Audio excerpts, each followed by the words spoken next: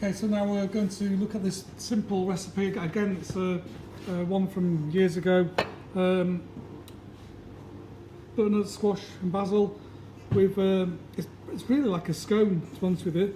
So we've got some butter, some self-raising flour. You can use a mixture of wholemeal and plain white self-raising flour. We've just got a white one here today. So I'm just going to cut through that butter. Then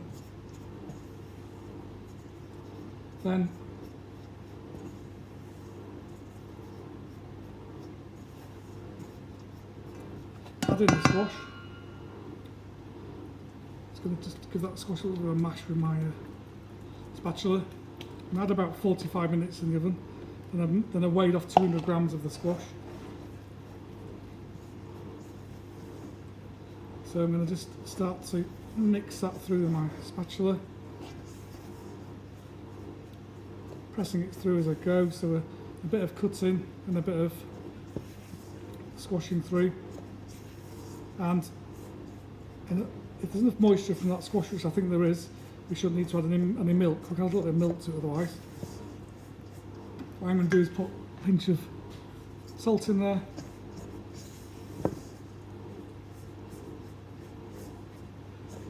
Great recipe to play around with and use different sort of root style vegetables. I mean, this is from a vegetable fruit because it's a squash and it's got seeds inside of it. But other things like you could do the same thing with the parsnips, carrots. The other thing is a little bit of cheese added to this is beautiful as well. Parmesan really enhances the flavour.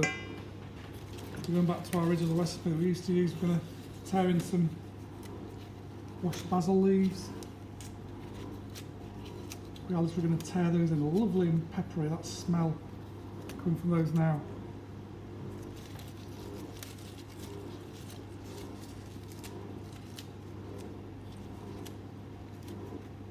Just tear those in.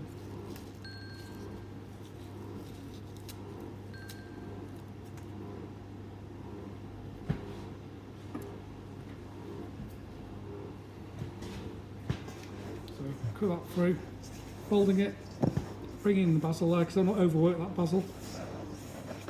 Just give it a spin round. And I'm not too bothered if we've got some bits of squash that aren't worked in there, but all I'm trying to do there is bring that flour in there to absorb those last bits of flour.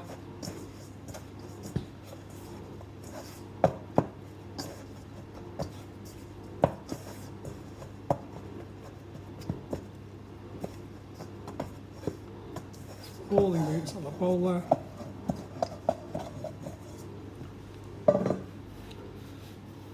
And I'm just going to give it a little bit of a roll.